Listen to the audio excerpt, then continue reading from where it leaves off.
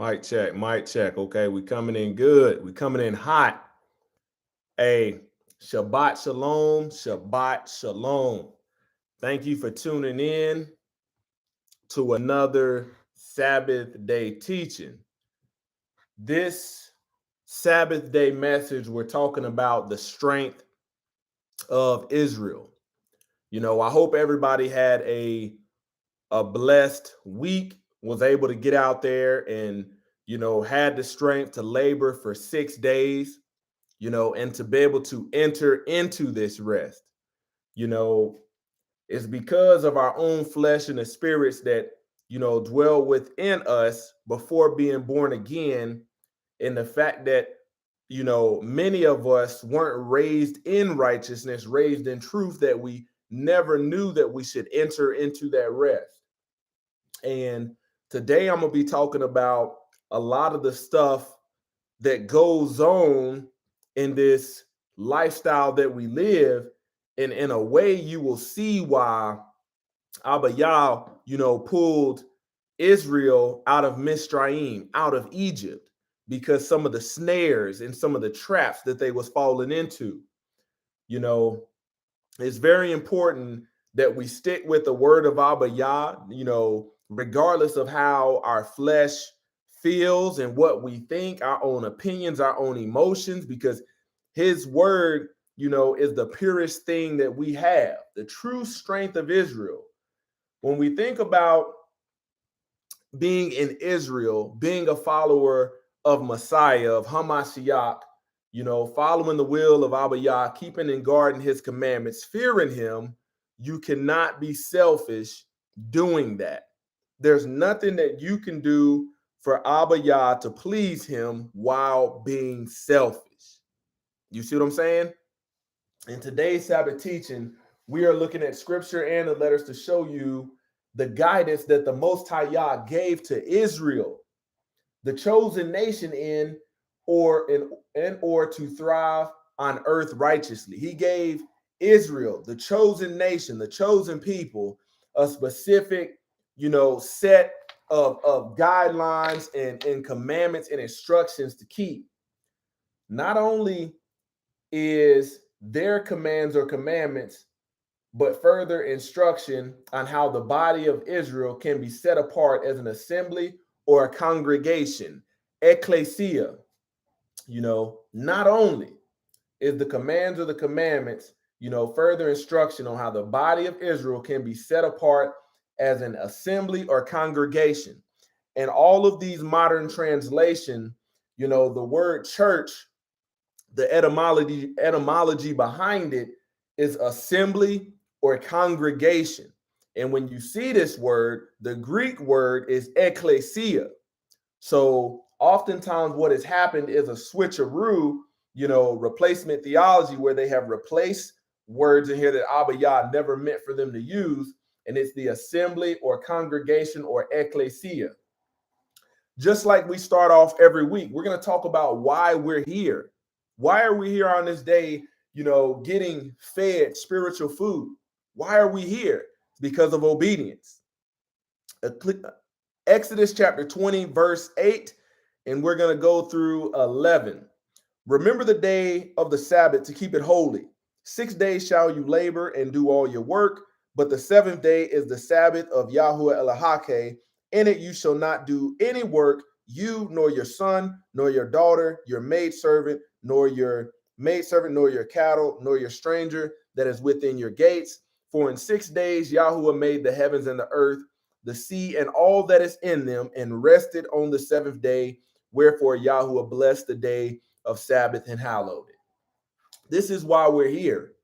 We want to be in line with what Abba Yah says. And as you walk on this journey, you're going to find out more and more, things that you can implement and apply in your life if you're obedient, that can help set you apart and help set you free.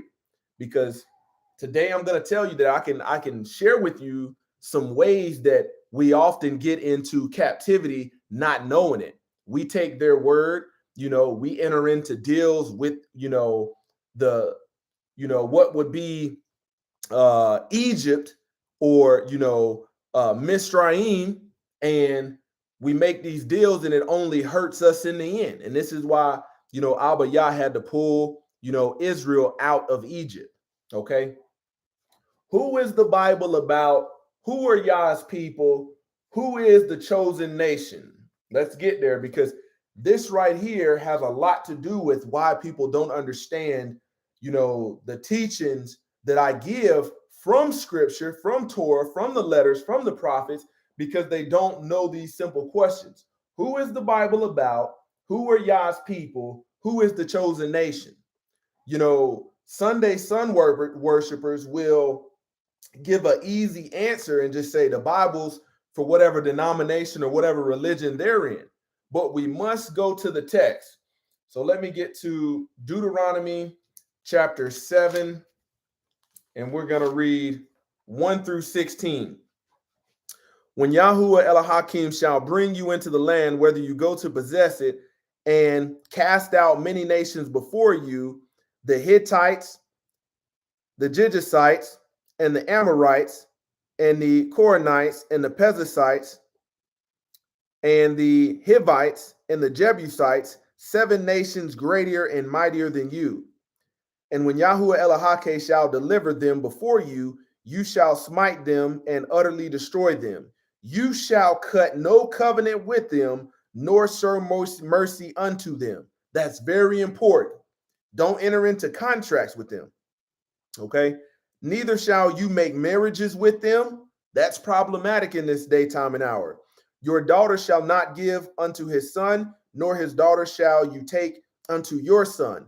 For they will turn away your son from following me, that they may serve other Elohim. So will the anger of Yahweh be kindled against you and destroy you suddenly. Let's keep going. Verse 5.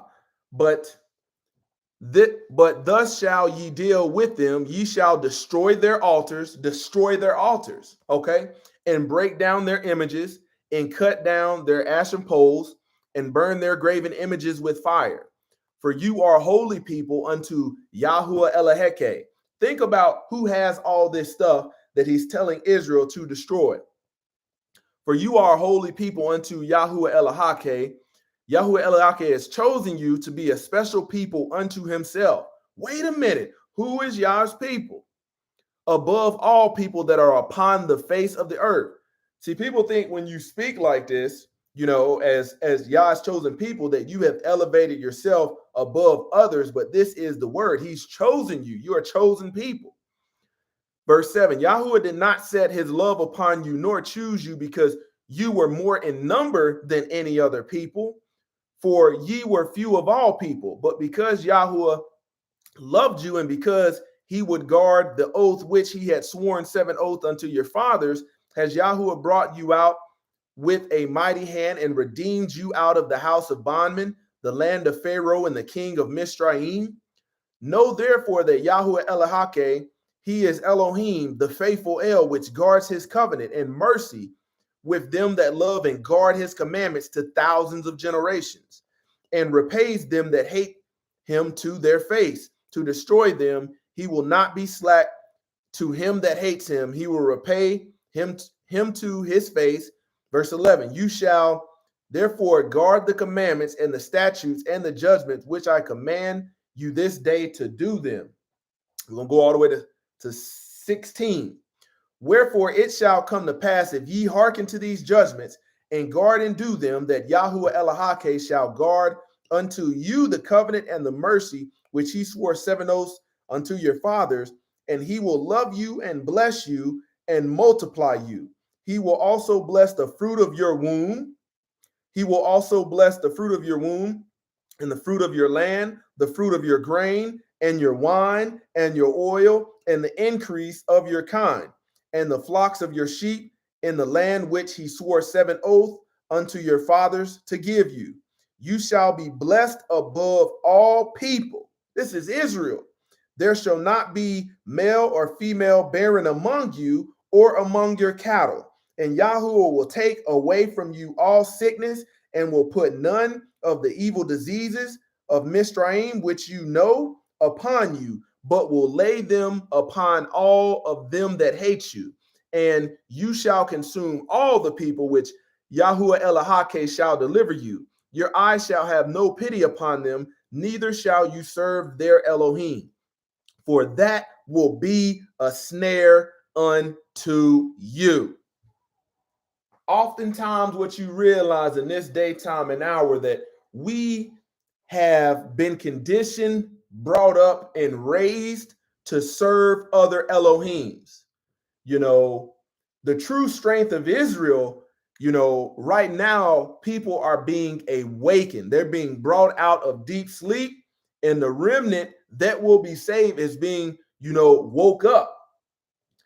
Cutting a covenant with, Misraim, or people that don't guard his commandments, is going to be painful. It's going to be stressful. And once you realize that you have in ignorance entered into captivity yourself, you'll be like, man, boy, let me hearken to this word so I can get free. Okay. What will happen if the wisdom of Yah is not taught to Israel? Let's get there, because that's very important. What will happen if nobody teaches this wisdom?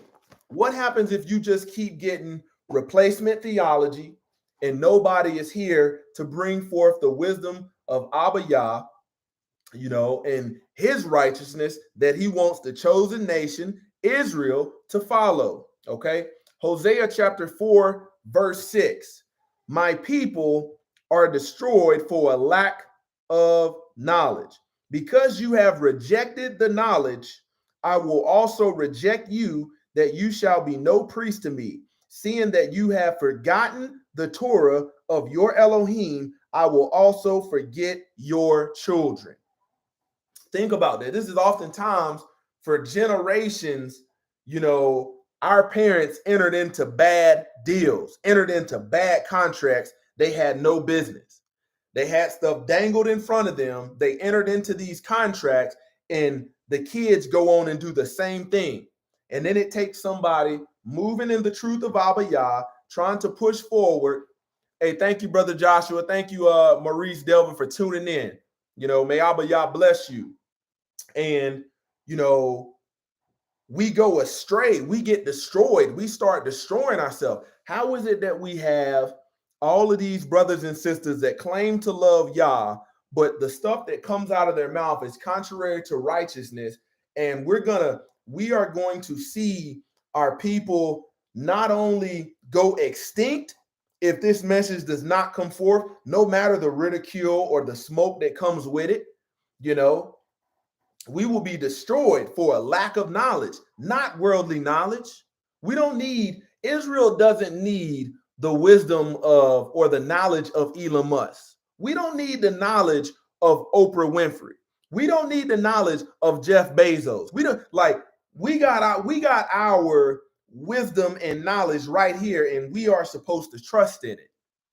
I'm going to say some things today that can give you indication that, man, there's some things in my life, and this is even for me, because, once you make a bad deal, you got choices to make.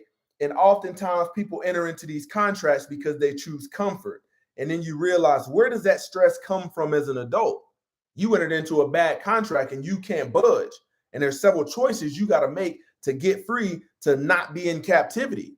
They're not telling you initially when you're signing this stuff, you're entering into captivity, but this is why you will be a slave to the lender. Let's keep going. In your lifestyle, who are you truly following? Are you following the ways of Egypt that lead to captivity, or are you following Messiah? Let's get there. John chapter 13, verse 13 through 15. John chapter 13, verse 13 through 15. Let's get there. In our lifestyle, who are you truly following? Are you following the ways of Egypt that led to captivity, or are you following Messiah? Okay. You call me rabbi or teacher and Yahuwah, and ye say, well, for so am I. If I then, your Yahuwah and Rabbi, have washed your feet, ye also ought to wash one another's feet. For I have given you an example that ye should do as I have done to you. Amen, amen. I say unto you, the servant is not greater than his Adonai, neither he that is sent greater than he that sent him. If ye know these things, happy are ye if ye do them. So the very same thing that Messiah did, we should be striving to do in Israel. That is our example. How many folks do you know that will let it roll off their mouth so easily? Oh, we following Jesus. We following, Messiah. We following Christ. But you don't see none of their lifestyle resembling following Messiah. He gave us an example. And I'm going to go over some examples today. And we have to make the conscious decision and trust, in his word, that it's not going to lead us astray, that it will lead us out of bondage. Let's keep going. 1 Corinthians chapter 11, verse 1 through 2. Let me get there. 16. All right. Be ye followers of me, even as I also am of Messiah. Now I praise you, brethren, that ye remember me in all things and keep the ordinances as I delivered them to you. Okay?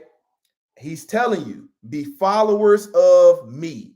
Don't come up with your own stuff. Don't start calling yourself following me because you think you can do something contrary to this word and it's going to be good enough to me. You're going to walk yourself into a snare. You're going to get yourself in trouble. Be ye followers of me, even as I also am of Messiah. It tells you to remember me in all things and keep my ordinance. You have to think about this on a daily basis. When you're out and about, whether you be at Sam's Club or the mall or anything, you might got a cell phone where you don't have no bill, not no bill on it, but you're not paying this phone off. You own that phone outright. And what do you always have?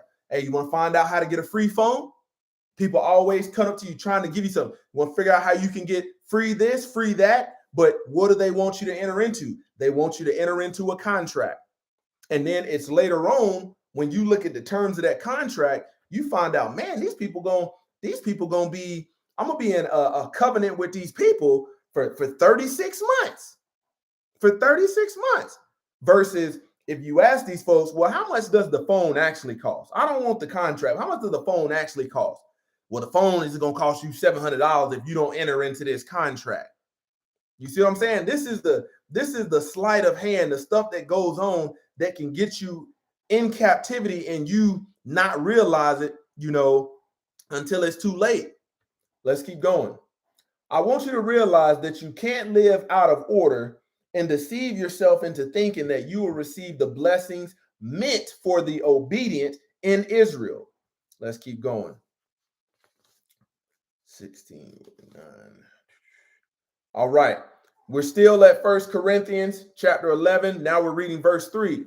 But I will have you know that the head of every man is Messiah, and the head of woman is the man, and the head of Messiah is Elohim. Think about that right there. Think about how many folks already don't want to get in order with that. Let them do that out there. In Israel, we're not doing that. We know there's a pecking order. We know there's a biblical order to things. But you have folks out here trying to go above, let me go above Messiah and go straight to Abba Yah. Let me go above the man if they have one. I'm going to go around him instead of falling in line, submitting to the biblical order. Oftentimes, people don't realize that even a man must submit. Even a man must submit before he can lead anybody in righteousness. Who is he supposed to submit to? But I will have you know that the head of every man is Mashiach, Yahshua HaMashiach. Men, you got to submit. If you want to lead what you call a godly or traditional woman, there's a biblical order in Israel. And when we get out of order, you have deceived yourself into thinking that you will receive blessings meant for the obedient in Israel. People look at this scripture right here in the world that don't fear Elohim, don't guard and keep his commandments, and they'll fight you tooth and nail on it. Israel, we submit, put our head down, say thank you, Abba Yah, for giving us this order, and we gonna move in it. What else you got for us? Let's keep going. Chances are that, like the majority of us do, you have chosen the ways of others, societies, world leaders, celebrities over the ways of Yah and the example he has set for us. Man, they got so many people pulling and trying to influence you with wickedness that's only going to lead you into captivity. You know, the scripture says, I will have the younger women marry, to bear children, to guide the house, to give the adversary no occasion to speak reproachfully. And you got these wicked people in the world telling our younger women to do something completely contrary to that. And you wonder why, once you realize you're in bondage and you didn't enter into a bad contract, I'm telling you, this thing is bad. As men and women, when you do things that you know better out of rebellion, you ain't going to experience the strength of Israel. The strength of Israel is made concrete in obedience and faithfulness. Okay, 2 Corinthians, let's get there. 2 Corinthians chapter 5, verse 21. For he has made him to be sin for us who knew no sin, that we might be made righteousness of Elohim in him. The example he gave us wasn't flawed at all. He gave us a man that knew no sin, that we might be made righteous. How we gonna be righteous if we ain't following him? In your lifestyle, in your home, in your work. Let's keep going. People often say that following the ways commanded to Israel or the perfect ways of Messiah is too hard. But these will be the same folks shaming you, saying, you think you perfect. Chances are you have a serious attachment to things that cost you missing out on bigger blessings. What's keeping you from perfection? I want to ask you that. What's keeping you from perfection? Because to be following Messiah, you're following somebody, that was perfect. You're hoping that you can be as white as him, as clean as him. You may never get there, but you are striving.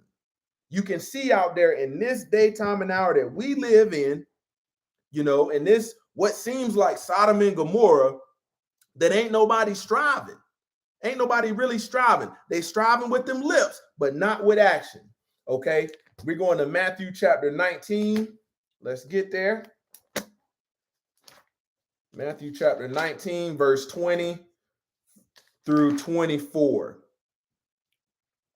Let me see, make sure I'm right there.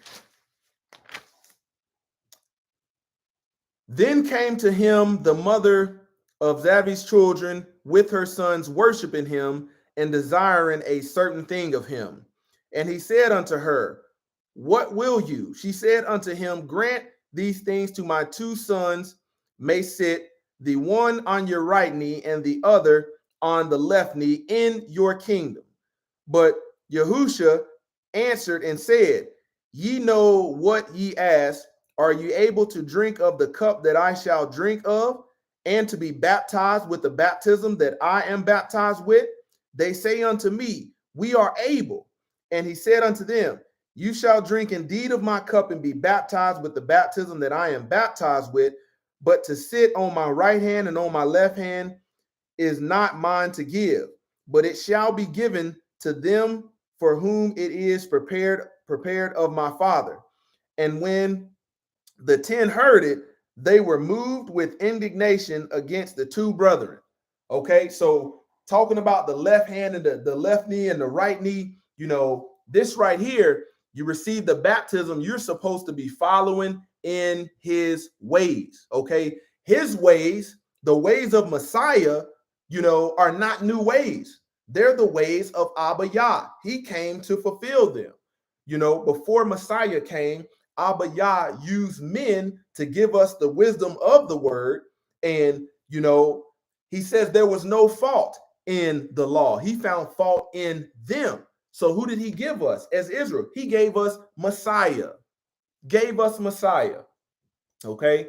The reason our life is stressful at times is because we rebel and reject the commandments and the traditions of Yah. Man, I can guarantee you, and I know, the Most High Yah is faithful, to keep, his word. And if you hearken unto his commandments, his instruction, you can free yourself from some of this stress. There's that time of the month where some folks are stressed out beyond belief, and it's around bill time. And you look at some of these bills that we often have, Israel has the opportunity to not live like the rest of the world, but we can't be selfish.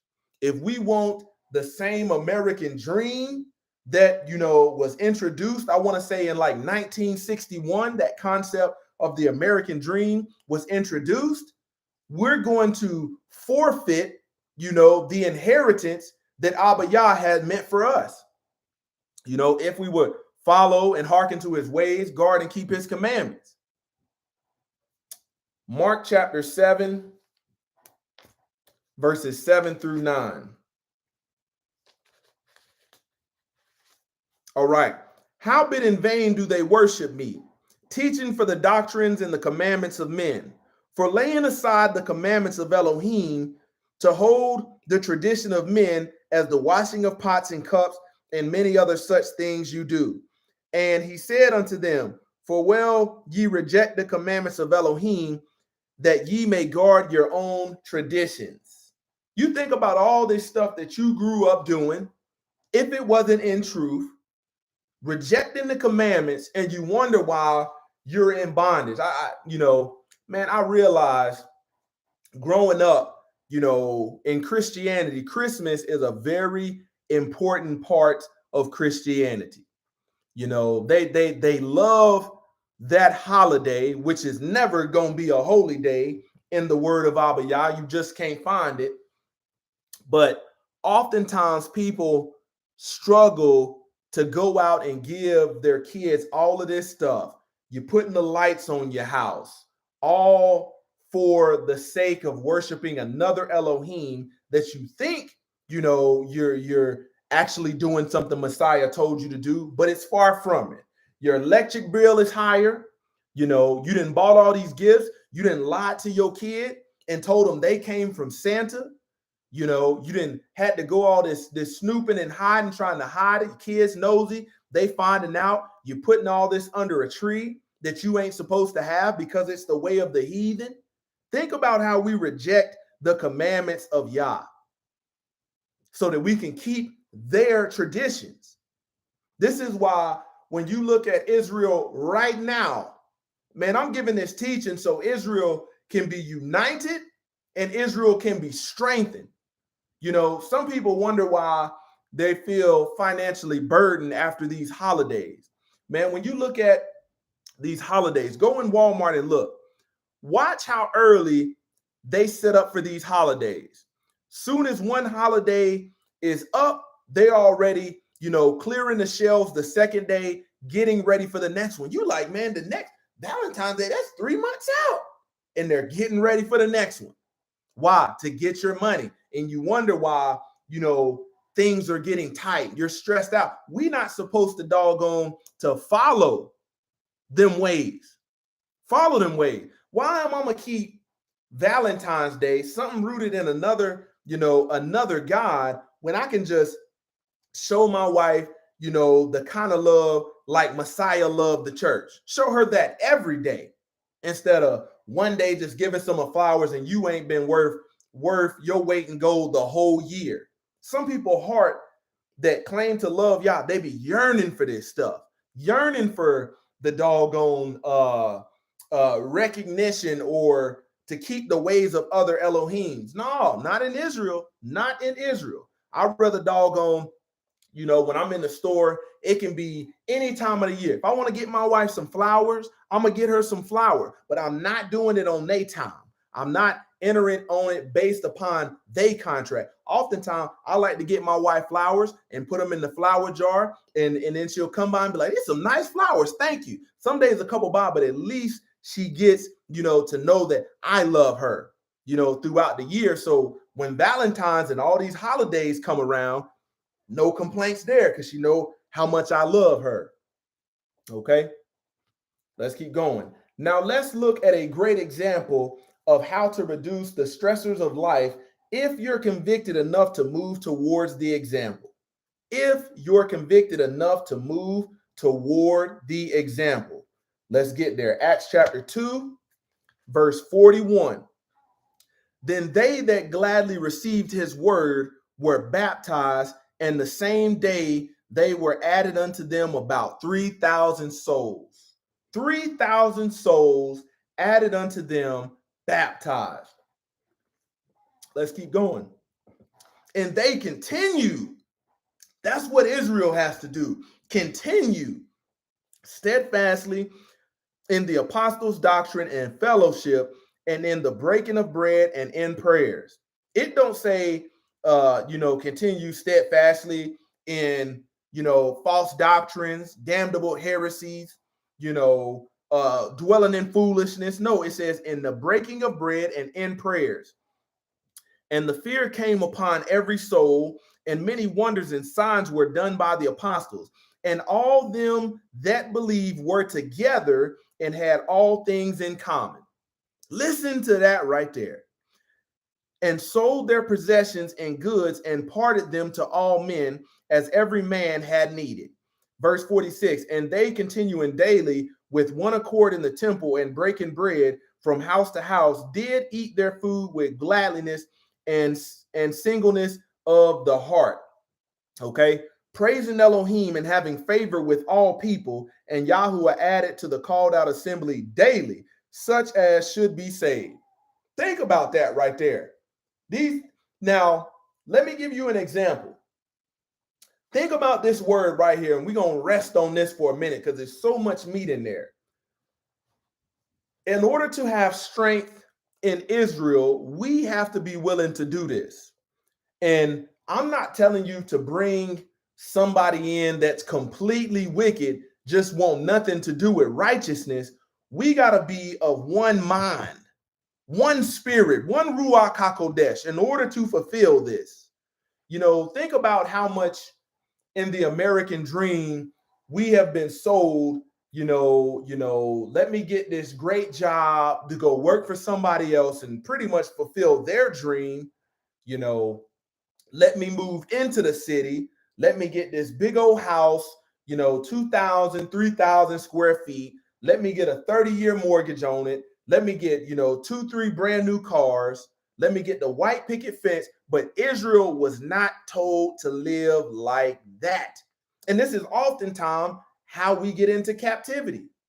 Oftentimes, man, it says they came together, they sold their possessions and good and parted them. They distributed them to all men. Just think about if you had another family nearby of commandment keepers, how much stress you could take off your life and say, you know what? We're going to take all this space and we're going to dwell together. We're going to break bread. We're going to pray together, but we're going to have unity. That's the true strength of Israel. Imagine two families saying, you know what? We're going to put our resources together. We ain't going to waste no food around Israel. We actually, the men can go out there and work hard 6 days and bring that home so the families can have that inheritance of land. But when you try to be individuals in Israel, you wind up in captivity. You can't be selfish. You can't be selfish. And the problem that I myself and for my family, trying to find commandment keepers that are willing to be governed by this, because you don't want nobody in your house that wants to do, the complete opposite of the word, because you can't rebuke them. You can't correct them. They're above correction. You see what I'm saying? Hey, brother Joshua said, many hands make light work. Hallelujah. Praise ye Yah. Think about that, man. Israel was told not to enter into contracts with them. You think about two families splitting the bills in the middle and consolidating. You think about what folks want now in these houses. Folks now want these elaborate kitchens, but folk don't even want to cook. Don't even want to cook. They want to microwave and air fry everything. Think about if 2 or 3 families came together, got rid of some of the vehicles, got rid of some of that debt. Man, you could be slowly getting up out of captivity. Many hands make light work. We gotta touch on that. Just imagine if you got brothers in righteousness, Israelite brothers that are willing to get out there and labor with their hand. Think about the businesses that we could have in Israel, from lawn care to putting up fences, from building to doggone doing concrete work, excavation work. The list goes on. Man, I'm thankful Abba Yah, blessed me with the vision to carry it out that my family could do dog boarding and daycare. Thankful for that, but oftentimes, and people can contest to this, it's even hard to start stuff with your own family. You get folks, they believe in the vision, they see it, but they really don't want to work in it. And this right here, what I gave you is righteousness. You want folks that have been baptized, okay? And people that's willing to continue in, the scripture, continue steadfastly, people that's willing to sell all they got. Think about the stuff that you have in your house that's not in use, that you can say, you know what, in order to make this possible, in order to pay some of this stuff off, we're going to do a yard sale. We're going to bring 2 families together. Now going from, instead of 2 mortgages, we go into 1 mortgage. Okay. And we're going to start getting more use out of these vehicles. Okay. We got a brother that works at night. We got one that works at the day. And we're going to carpool as much as we can. You wouldn't be complaining about the ways of gas. And here's the thing. In Israel, we must be joyful about doing the things that the apostles did, coming together, having all things in common. You got to be joyful. If you got any spirit of selfishness when trying to strengthen Israel or move in the instruction that Israel was told to obey, the minute you see somebody driving your car, that selfishness is going to come out. Why are they driving that car like that? They didn't got you find ways to start complaining. They got my seat laid back. Well, just sit it back up. But this is why oftentimes, we experience the stress that we have. We can't get on one page, can't get on one accord. Somebody wants to be king on top of the hill. Nobody wants to have all things in common. Hey, 2 families come together. In between us, we got doggone 6 or 7 TVs. Well, we're going to distribute them evenly. When it comes to the income, both 2 men working, we're going to put it together and we're going to pay this 1 mortgage. And we're going to start chopping away at this debt so we can be free. So nobody has a bill of deeds or something over us to hold us in bondage, to hold us in captivity. Think about that. Why is community and cohesiveness amongst Israel so important? Because being a selfish individual is stressful and will cost you your life if you choose the world. If you choose the world, will cost you your life. You have made yourself an enemy to Yah. Man, I'm so thankful to have come into this wisdom of the word, because everywhere I go, you see these commercials popping up. They always trying to sell you something, but I have to tell myself what I have that Abba Yah has blessed me with is working. I'm going to drive this doggone pickup truck that I got until I can't get no more doggone movement or work out of it. I'm going to work that thing, and I'm going to have to go to AutoZone, put a little alternator, might have to change the head gasket, something like that. But I'm going to get my money's worth out of it. And you think about the cycle, most people go through life just, if not taught righteousness, will continue entering into these these covenants, these contracts that's keeping them in captivity. You wonder why you have nothing when your kids get married to present for them to take care of that covenant ceremony, because you in captivity. You know, how many times do you need to experience a new car? I want to ask you, because after about 2 days, you're looking at a used vehicle if you take it anywhere and try to offload it. But this is the stuff that we go out, and this stuff right now is getting more expensive. And these contracts of captivity, oh, whoo, by the time you go out and buy a car right now, they didn't marked it up 20, 30,000 more than what the MSRP is. And the interest rate, you're looking at like 6 to 10%. 6% with decent credit, 10% or higher if your credit is not good. But think about that right there in Israel, credit. Think about that, credit. Why not, I will honestly say, man, when I was in high school, I sold candy. And the freest I've ever been is when I had a $1,300 I saved up, and bought a $1,300 Honda Civic, two-door hatchback. Free as can be. No payments, no none of that. I could move freely. Only thing I had to worry about was some gas. And that was the freest, I've been. So once I realized this right here, you got some options. You either can sell what you have, or you can rush to doggone get free. Sell what you have or rush to get free. But I strongly encourage, for the average price of these cars out here, some people paying $500 to $800. When you think about the length of these contracts that we entered into out of ignorance and lust for what everybody has in the world, this American dream, think about, if you got a child and your child needs $30,000 to go to trade school. Where's that money going to come from? You sitting here hoping your child gets a scholarship, or you can say, hey, you know what?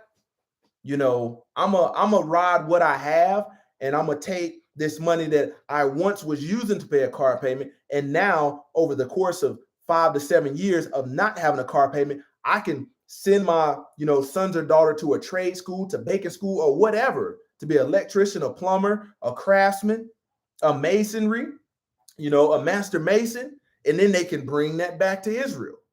This is why we have no strength in Israel. When you think about the way we live our lives in this Western society, we'll spend all this money on education for our kids to go out and work for somebody else to fulfill their dream, and nothing is brought back. Nothing is brought back.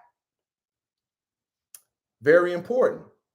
Okay, why is community and cohesiveness amongst Israel so important? Because being a selfish individual is stressful and will cost you your life if you choose the world.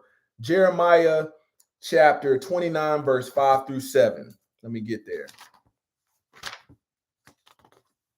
29, verse 5 through 7. Build ye houses and dwell in them, and plant gardens, and eat the fruit of them. Take ye woman and begot sons and daughters, and take the woman for your sons, and give your daughters to men, that they may bear sons and daughters, that ye may be increased there and not diminished. And seek the peace of the city, whither I have caused you to be carried away captive, and pray unto Elohake for it, for in the peace thereof shall you have peace. I want you to think about this right here. It tells us to build ye houses and plant ye gardens and eat the fruit of them. This is stuff that we don't get taught growing up in religion. But in order to do this, the truth of Israel, we're going to have some brothers and sisters that's really trying to walk in righteousness.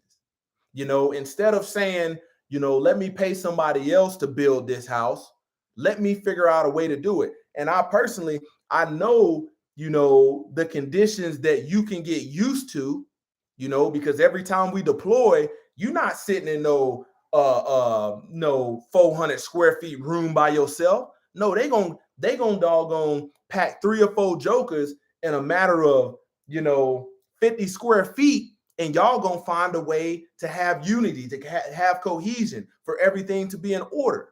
But why we don't do that in Israel?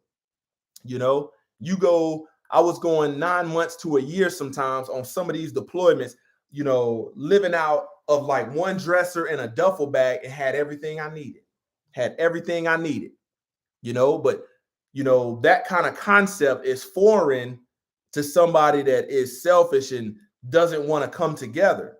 Okay. So when you think about building houses, every brick that we lay, every wood post, every 2x4 that we use for the doggone structure, paid for. That way you're not in captivity for 30 years. Here's the kind of sleight of hand that they get us in Western culture.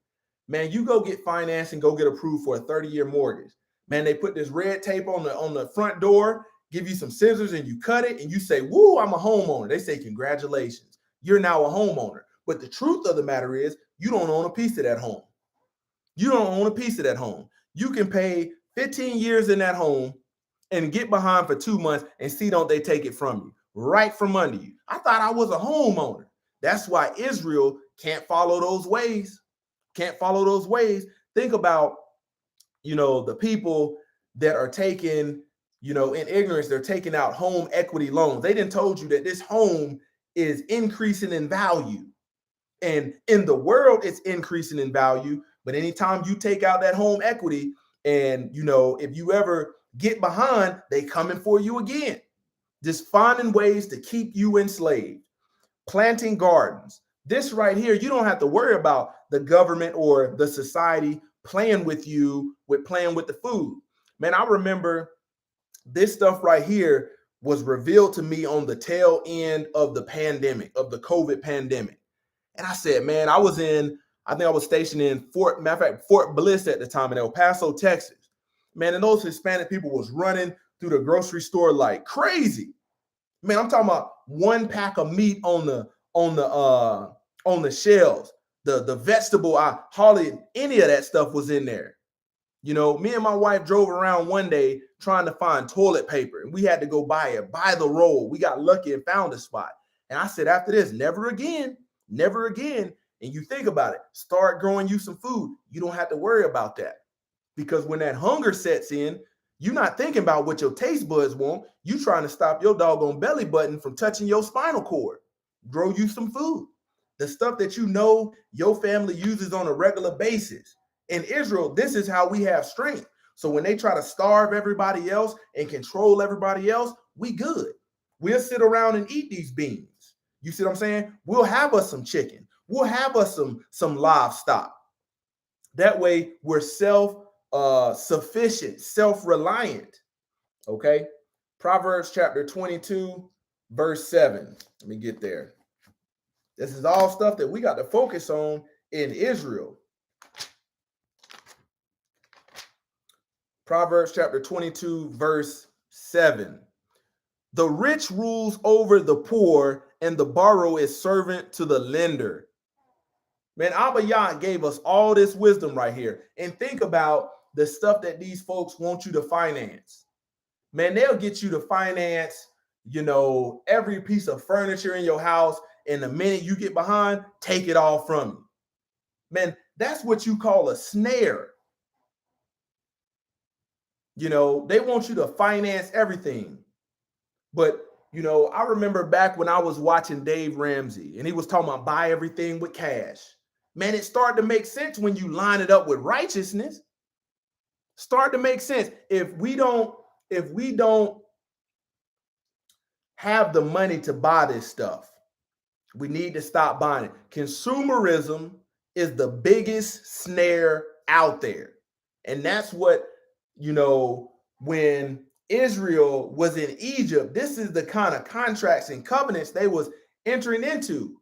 You have to acknowledge that your flesh is going to want certain things, and I've been telling my wife for the long time now, probably about 2 years, we got a 55-inch TV in there that we barely watch. But when you go in Walmart, what do they always have? They got the new 70-inch, the new 75, 80-inch, and they be like $500. But the truth of the matter is, we don't need no new TV. This one working perfectly fine, and we don't even watch that one enough. So you have to, when your flesh is pulling you towards doing this stuff, the lust of the heart, what you want, you have to say, nah, we ain't doing that.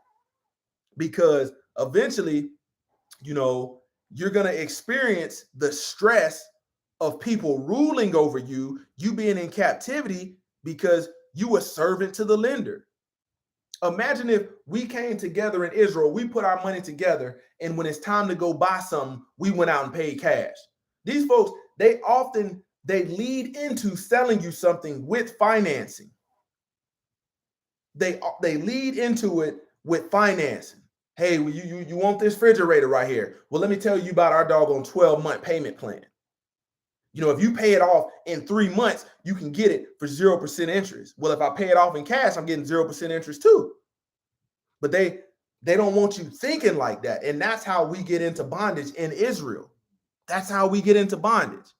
Man, I got away from being young, growing up in the projects of Hoskin Mills, Charlotte, North Carolina. You see people, you see the have-nots, and you see people, and you look up to the people that's going out, participating in consumerism. And when I first got, a little piece of stable money in the military, I was doing the same thing. Every paycheck, going to buy some shoes, some Jordans, some Nikes, just the doggone work that I was laboring and working hard for it at this time. I'm talking about sweating 12 hours a day, doing whatever they told me. But I'm going out trying to buy this stuff, thinking that, this is the American dream to be able to do this. No, you ask me now in my 30s, I want to follow this. I want to follow this and get free. That way, I don't have to go work for these people. I can work in Israel and we can do righteous work. These folks out here, you got to be careful with the employment you take. Say, hey, you got to tell these people, hey, if you do go work there, I keep the Shabbat. And the minute you violate that, I'm off this job. But how can you walk off a job when you are in debt to everybody? When these folks try to violate you and you start, that stress come in, how I'm going to pay for that car? Man, I got this 80-inch TV. Man, I was planning to watch the Super Bowl, and how I'm going to do that if I don't? And then you start going against the commandments. Well, let me go. That was on Saturday, they giving overtime. You start finding ways to justify why you not keeping the Shabbat. Don't get into debt in the first place. Don't get into debt in the first place. And then save so you can buy, to be prudent, to continue to build in the future. Okay, let's keep going. I know what I'm saying is contrary to popular demand, which it is, but don't miss out on the blessing of Israel because you want to go with the flow of the crowd and continue to struggle. Man, that's a struggle. That's a struggle. Man, I got 4 years until I'm able to retire out of the army. And I pray every day that Abba Yah, allows me to get there. But if that test come where I don't, and I'm not able to because these people want me to violate the commandment, I'm going to have to walk off. Some of this stuff just going to have to get sold. Bottom line, because I know what he did, one time for the man picking up sticks on the Sabbath. And I know how much mercy he's shown on me.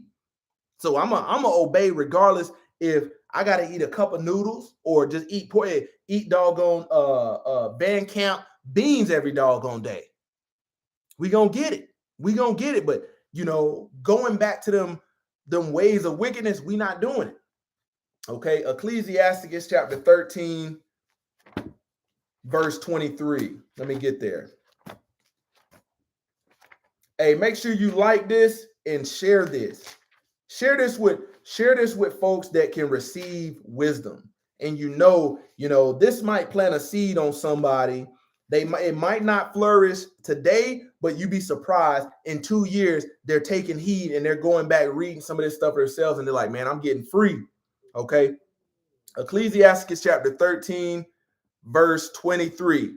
When a rich man speaks, every man holds his tongue, and look what he says, they extol it to the clouds. But if a poor man speaks, they say, what fellow is this? And if he stumbles, they will help to overthrow him. Think about that, man. In this daytime and hour, man, these folks, you can have Oprah Winfrey, you can have Kim Kardashian, You could have Barack Obama, you could have Jeff Bezos, Elon Musk get out here and tell you something that will lead you into captivity, and because they are wealthy people, you will take it to the clouds. You ain't heard nothing better, and forfeit. You got folks that will forfeit every word of Abba Yah to follow what the word of what these folks say. You can't do that. And it says when the poor man speaks. Think about if a man, got a old hoopty, paint falling off, barely running, but it's getting him from point A to point B. He don't have the stylish clothes. He's telling you something. Hey, everything I have, I own. I don't owe them nothing. They can't come for me. You see what I'm saying? That's a different stance you can take. And that's the stance that we have to have in Israel. It's not that Abba Yah doesn't want you to have nice things, but he don't want you selling your soul for him. He don't want you selling your soul for him. Man, there was an actor, I think the British actor from the movie, from the show Snowfall. He says when he was on a scene, he couldn't get into character. And that joker said, I called on the devil to help me get in this wicked character. I said, what in the world? What in the world is going on? Not thinking that you're going to be in character of wickedness now that you didn't called on him for longer than you realize. That's going to take deliverance to get out of. Why do these folks do that? For the sake of money. Hey, my brother, I'm out here in Oklahoma. Oklahoma ain't nothing out here where I am, but it's good enough. And a lot of where I am, it resembles the wilderness. It resembles the wilderness where you got time to work the land. Stuff is not as cheap. Back home where I'm from in Charlotte, North Carolina, they will hit you with the okie doke in a heartbeat. Man, they will sell you an eighth of an acre and then label it premium lot. Premium lot, charge you $50,000, $60,000 for it. Houses not 10 feet apart. Neighbors having a conversation, and it's like you in the room with them. That ain't premium. Not premium at all. But out here where I am, you still can find it if you don't want to be in the city for $8,000 to $10,000 an acre. You know what I'm saying? There's other places where you can get it cheaper for that. Cheaper than that. Okay. Make sure I gave you this one. All right. In Israel, we must be mindful to not ponder and approach the new opportunities and ways of living introduced by the wicked. We must stand firm in the truth of Yah and not stray left or right. The problem is we have never been on the path. We were raised in something completely different than the ways of Yah. I know that's the case for me. I didn't get into keeping these ways until I read it for myself. The whole time I'm in Sunday sun worship, they wasn't giving me none of this. Okay, Ecclesiastes chapter 4, verse 20. Let's get there. Verse 20. Observe the opportunity and beware of evil, and be not ashamed when it concerns your soul. Observe the opportunity. These people gonna present opportunities. They gonna seem like the opportunity of a lifetime, but behind it is captivity. Observe the opportunity and beware of evil. You need to be able to discern what is evil. Man, what these folks want me to do in order to make this $200,000 a year? And you got to think, $200,000 a year, work 7 days a week, finance everything, be stressed out, work on the Shabbat, never able to keep the feast days. Well, let me take this good old $75,000 that I'm making right now, possibly, and I have freedom to navigate. I may not be able to do all this other stuff, but you got to think about that. Them opportunities that they give you can cause you to miss out on the kingdom because your mind starts focusing on riches and wealth and starts, focusing less on Abba Yah. You got to wake up. You got to wake up. We have not been taught to weigh out the life decisions in comparison to the life Yah asked us to live. We must count the cost of all things in Israel. Everything got to be in balance. Count the cost. Not counting the cost is what will keep you in captivity. When you go to buy a car, they want you to finance it. I finance many cars I've had, won't finance another one. Won't finance another one. But they always are trying to deceive you into thinking that they're helping you out, and they start asking you questions like, how much can you afford a month? You might have went in there with a budget of saying the total price that you could afford. So you allow them to, start working with the monthly payment and then found out that they didn't stretch this term out for 10 years, gave you 13% interest. They got the payment you want, but you like, man, on the back end, the fine print of this, I'm in captivity. Can't get loose, okay? We must count the cost of all things in Israel. Not counting the cost is what will keep you in captivity. Right now it's back to school season. Let me say this for the folks that have kids. Kids that get homeschooled, they get bought the necessity. Israel, homeschool, because when your kids are in the system, what you find out is you have to try to unlearn your kids or correct the stuff that they're picking up in these public food systems. Public food system. Not once in public food system did they teach you how to be an entrepreneur. Did they teach you how to be free, to doggone keep the ways commanded to Israel. And when it comes to this public food system, oftentimes it's a fashion show. You got your kid possibly in the 10th grade, and you got 10 different backpacks that you didn't use year to year, but every year you buy a new one. Consumerism. Man, that backpack, sometimes you have to look at this stuff and say, hey, this backpack is still good. This backpack's still good. Ain't even got no wear in it. Now they don't even have books. They just carry around computers and headphones and a charging cable, maybe a notebook. Think about that. Let's get some more use out of this. And when this one wear out, we'll replace it. That's how we got to think in Israel. That's how we got to think in Israel. Lunch boxes. You got 5-6 lunch boxes collected. Every year I need a new lunch box. You don't need a new lunch box. You want a new lunch box. And in Israel, we can separate the difference between needs and wants. Okay? Let's go to Luke chapter 14, verse 28 through 30. Luke chapter 14, verse 28 through 30.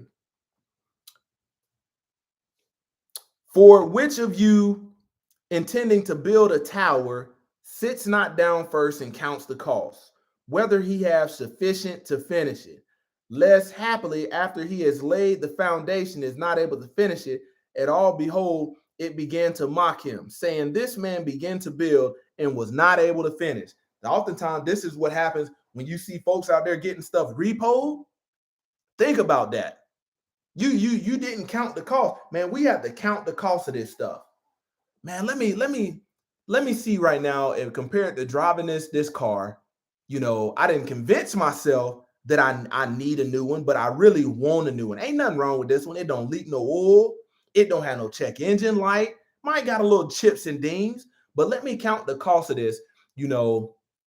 Let me count the cost of this, because what they want, if I'll get something new, gonna cost me $700-800 a month. And do I really want to be in that kind of bind? Do I really want to be stressing about that? What if these folks tell me, man, think about this. When the pandemic came around and they was threatening people, jobs and careers if they didn't get that jab. Think about that. What was in the back of your mind? Man, how am I gonna pay for all this stuff? But imagine if you didn't have all this stuff financed. You could be like, you know what? You could keep your funky job. Keep your funky job. That way, you could stand firm in what you believe and be convicted. In Israel, we got to be convicted. Okay? Got to count the cost. I want you to understand that when you work in the world, their goal is to make money off of you. Their goal is not to ensure that you got an inheritance for your kids. The goal of the wicked has never been to ensure you stay in line with righteousness. In Israel, we create our own way in line with righteousness, meaning we don't need a 401k plan because we have a natural inheritance when we labor for Yah. When we labor for Yah. I'm here today to tell you that when you look at the inheritance of the book and what it's talking about, it often talks about land.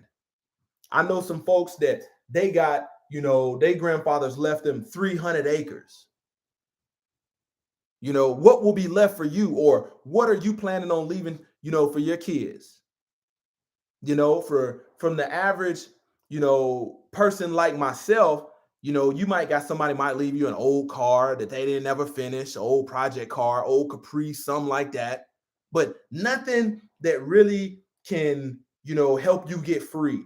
And oftentimes, if this generation of people wants to live in a city, what they gonna do with some land? Imagine if, somebody left you some land and you love the city. You're not going to try to work that land and get free. You're going to sell it for pennies on the dollar because you want a quick payday. And then you find yourself later in captivity, hopefully coming into this knowledge saying, man, I shouldn't have sold that land. I shouldn't have sold it.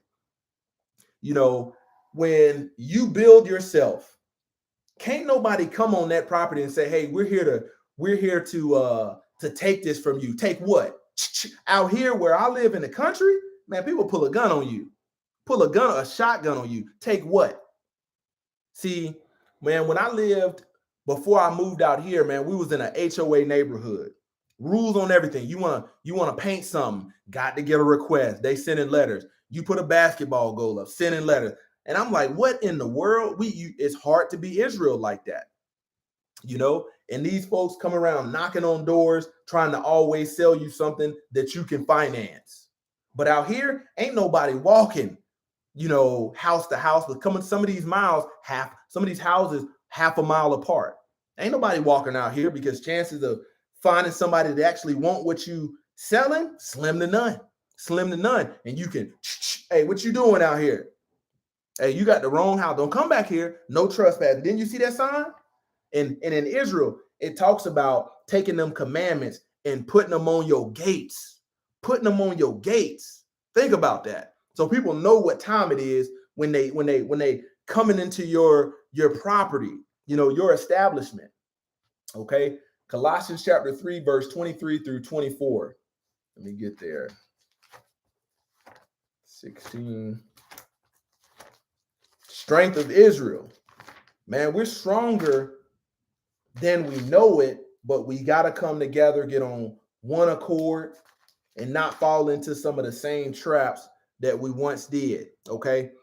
Colossians chapter 3, verse 23 through 24. And whatsoever ye do, do it heartily as to Yahweh and not unto men, knowing that of Yah ye shall receive the reward of inheritance, for ye serve Yahweh the Messiah. Think about that. If you're doing stuff in righteousness, man, I'm here to tell you that there's folks that will watch this that are working for somebody else, fulfilling somebody else's dream, and they have taught you tasks that you can separate and do your own, but it's going to take a leap of faith to do it. Chances are you have an idea or a concept that could help set you free. You can manage your schedule, keep the money in-house, and actually have something to be able to pass on to your kids. The reason it was very important, for the sake of my family, to start something of our own, because being in the military for 16 years now, only thing I could take my kids to do is down there to see a recruiter and ask them and hope they qualify, hope they can pass the test. But in Israel, we provide our own with opportunities that's not going to lead them into snares. Imagine being able to give somebody, if long as they not lazy, your son or your daughter, a mother got a baking business or something, or a catering business, and the father got a fencing business, and you be able to, expand and keep everything in house and everybody take care of one another. We got all things in common. Your kids would never have to go work for these folks. They would never have to go out and seek all this money to pay for all this high stuff to be financed. Strength of Israel. Okay. The hardest part for most will be they expect the biggest blessing out of being lazy in their labor. Meaning they rather not put any sweat equity into anything of their own righteously and choose the convenient ways that have stressed you and kept you in captivity. Man, every morning I see my wife get up and go out there and water, the stuff that we growing in buckets out there to nourish it, to make sure it can keep on growing and thriving and keep providing for us. You know what I'm saying? Anytime I had to get out here and actually build something with my hand rather than just paying somebody else, it takes sweat equity. Scripture said, plant you gardens, build you houses. You not finna do that wanting to sit behind a computer stroking that keyboard. You got to be willing to get out there and get it. Get out there and get it. Okay. Psalms chapter 128, verse 2. Let's get there.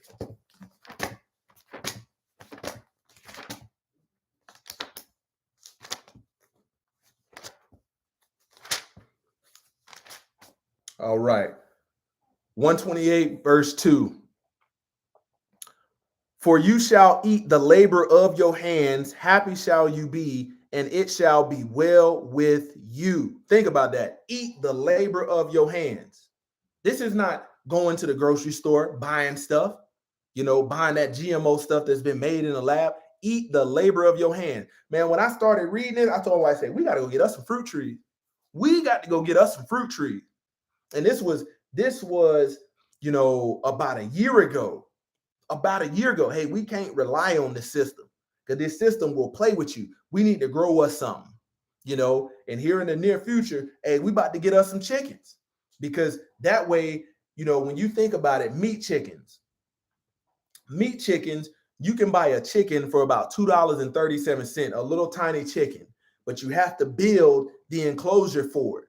But in 7 to 8 weeks, you will have a doggone a 10, 12 pound bird. 10, 12 pound bird.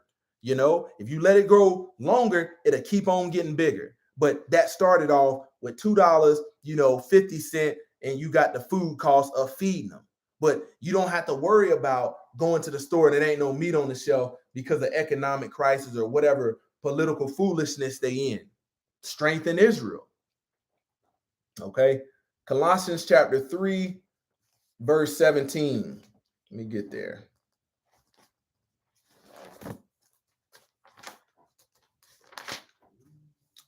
Verse 3, verse 17. Chapter 3, verse 17. And whatsoever ye do in the word or deed, do all in the name of Adonai Yahusha, giving thanks to Elohim and the Father by him.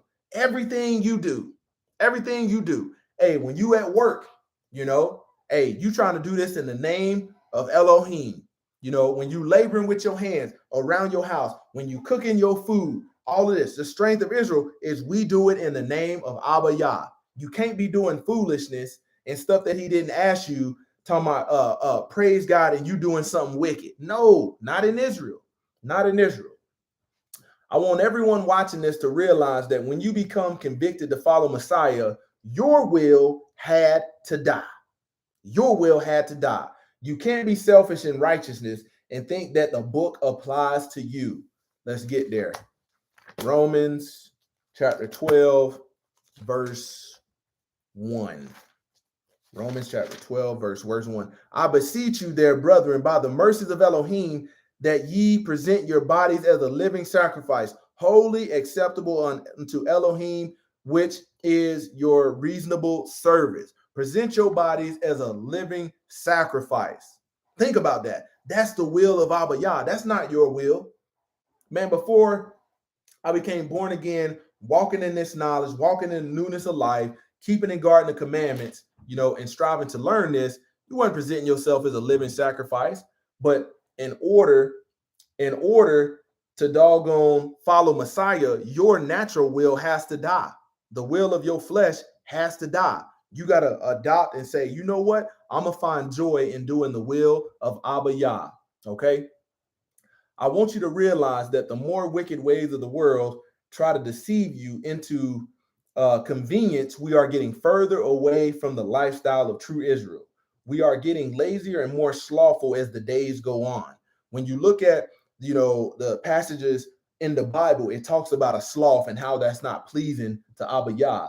Nowadays, people rather count steps due to inactivity of righteousness rather than living an active, righteous lifestyle, laboring for the kingdom. Chances are you have told yourself, I'm not going back to the old ways. Let's get there. Jeremiah chapter 6, verse 16. Let's get there. That's a good one right here. That's a good one. Thus says Yahuwah, stand in the ways and seek and ask for the ancient paths.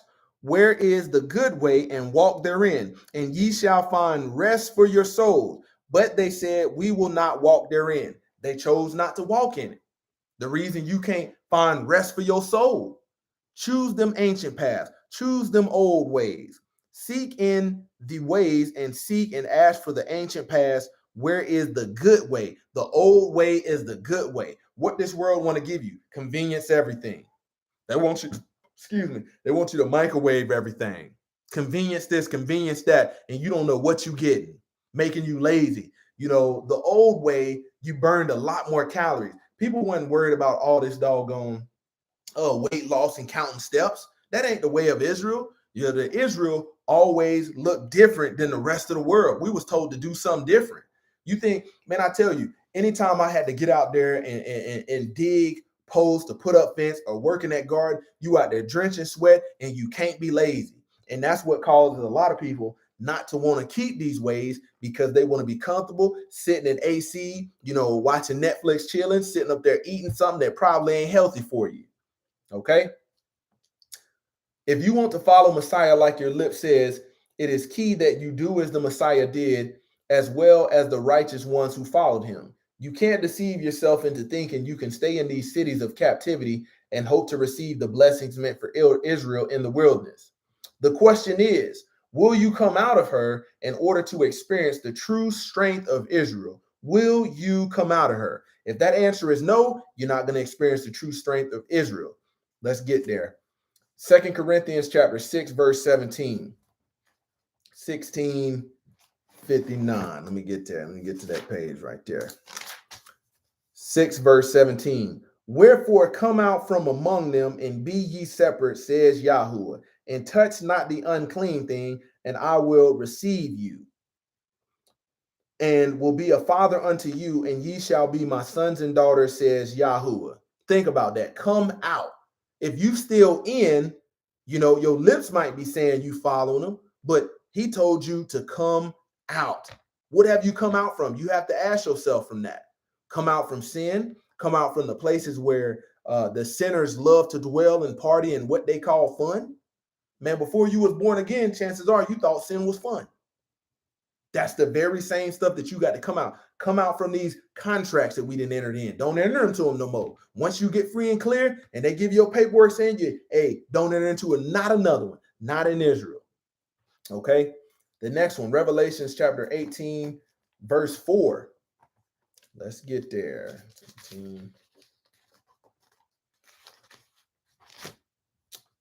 18:4. And I heard another voice from heaven saying, come out of her, my people, that ye be not partakers of her sins, and that ye receive not her plagues. Okay. Think about that. My people. When he's speaking, he's not speaking on behalf of everybody. He's saying my people, the people that are in the body of Messiah, people that are following Messiah, obedient people, faithful people, people that's working in faithful. Hey, I'll show you my faith by my works. Think about that. Man, you have to come out. The question is, will you come out of her in order to experience the true strength of Israel? Man, that's something that you will constantly get tested with when there's something in your flesh that your flesh doesn't want to give up in order for you to pursue righteousness. And you have to attack it. You have to pray for strength. You got to pray for deliverance so you don't get held captive by what your flesh wants you to do. Man, there is true strength in Israel when we can come together on one accord. People don't find it offended when you are giving them rebuke, giving them correction in matters that could save their soul. That's the ways of the world. Many times was Messiah giving correction throughout this book and people was offended. They was cut to the heart. We talked about that. They were cut to the heart. But the true strength of Israel is obedience where the rest of the world don't want to do it. Faithfulness, guard and keeping them commandments, them ordinances, them precepts, and fearing Abba Yah. Glory to the Most High Yah. Thank you all for tuning in. Like and share this with somebody that you know that needs to hear it. The day of judgment is near. Repent for your sins. The King is coming. Go in peace. Go in love. Shabbat shalom. Closer to God Ministries, kicking it gun barrel straight.